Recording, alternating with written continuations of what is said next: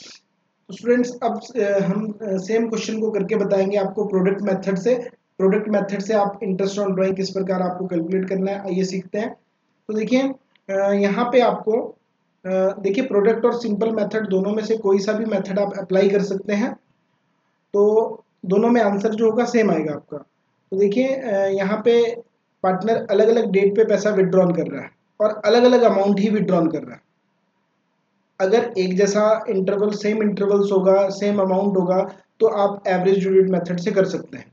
अगर दोनों में से एक भी कंडीशन सेटिस्फाइड नहीं हो रही है तो आप यहाँ पे प्रोडक्ट या सिंपल मेथड यूज करेंगे। तो सिंपल मेथड से तो आपको ये क्वेश्चन मैंने करके बता दिया है, और अब इसको बताते हैं आपको प्रोडक्ट मेथड से। तो देखिए डेट ऑफ ड्राइंग्स, यहाँ पे देखिए प्रोडक्ट मेथड में आपको 4 कॉलम्स बनाने हैं। यहाँ पे टेबल बनाइएगा, 4 कॉलम्स बनेंगे। पहला होगा डेट ऑफ ड्राइंग्स का, दूसरा अमाउंट ऑफ ड्राइंग्स का, तीसरा number of months up to 31 December, 31 दिसंबर तक कितने महीने पेंडिंग है पैसा निकालने के बाद, और फिर उसके बाद प्रोडक्ट निकालिएगा।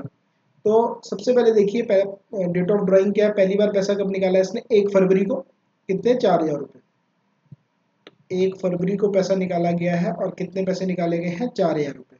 1 फरवरी को पैसा निकाला है, 1 फरवरी से लेके 31 दिसंबर तक कितने महीने बचते हैं, 11 महीने।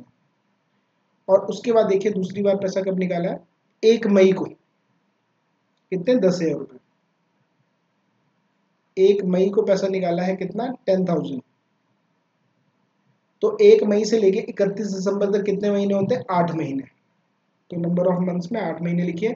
फिर तीसरी बार पैसा निकाला 30 जून को, और कितने पैसे निकाले, 4000 रुपये।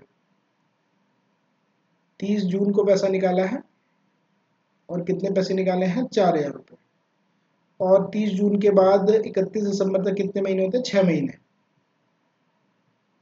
और फिर 31 अक्टूबर को पैसा निकाला है 12,000 रुपये। 31 अक्टूबर को 12,000 रुपये निकाले हैं, और 31 अक्टूबर के बाद दिसंबर तक कितने महीने बचते हैं, 3 महीने। नवंबर दिसंबर 2 महीने बचेंगे, क्योंकि अक्टूबर तो यहाँ पे खत्म हो गया, तो नवंबर और दिसंबर 2 ही महीने बचेंगे।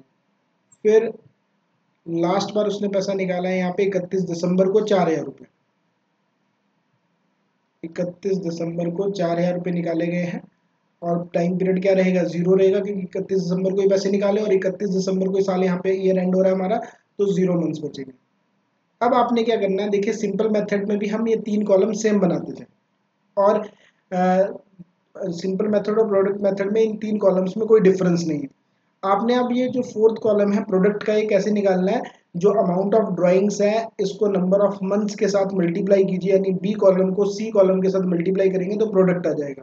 तो 4000 को 11 से मल्टीप्लाई कीजिए तो कितना आ जाएगा, 44,000। 10,000 को 8 से मल्टीप्लाई कीजिए तो कितना आ जाएगा, 80,000।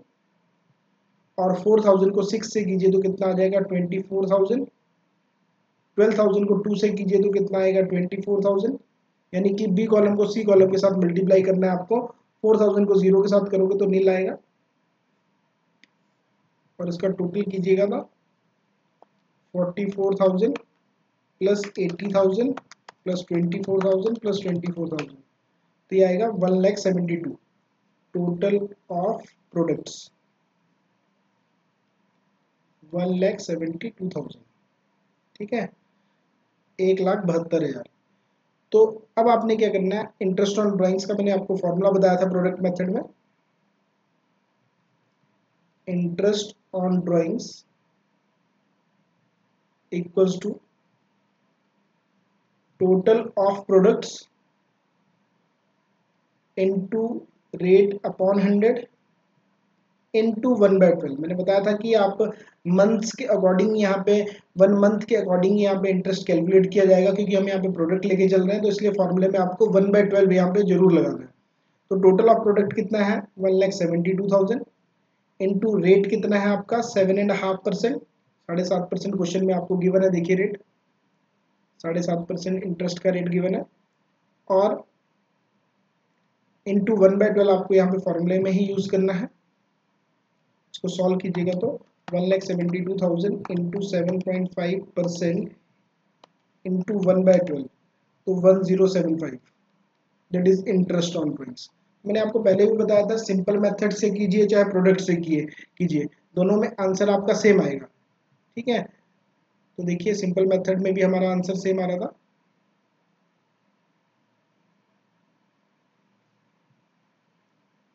देखिए सिंपल मेथड और प्रोडक्ट मेथड में सिर्फ डिफरेंस ये है कि सिंपल मेथड में आपको हर ड्राइंग्स का इंडिविजुअली इंटरेस्ट कैलकुलेट करना पड़ता है, तो थोड़ा सा लेंदी हो जाता है, और प्रोडक्ट मेथड में सिर्फ आप एक ही बार इंटरेस्ट कैलकुलेट करते हैं।